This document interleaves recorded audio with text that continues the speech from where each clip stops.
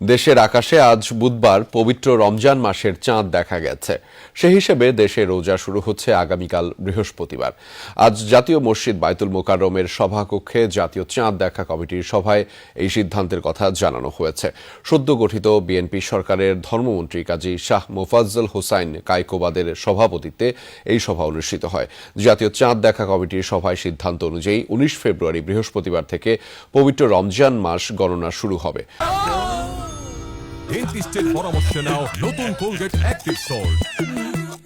রমজান মাসের চাঁদ দেখা যাওয়ায় আজ রাতে তারাবির নামাজ পড়বেন ধর্মপ্রাণ মুসল্লিরা। রাতে সাহারি খেয়ে বৃহস্পতিবার থেকে রোজা রাখবেন।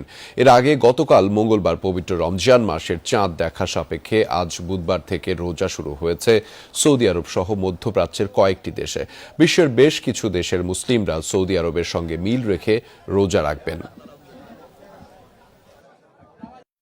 বাংলাদেশের আকাশে পবিত্র রমজান মাসের চাঁদ দেখা দিয়েছে, আলহামদুলিল্লাহ।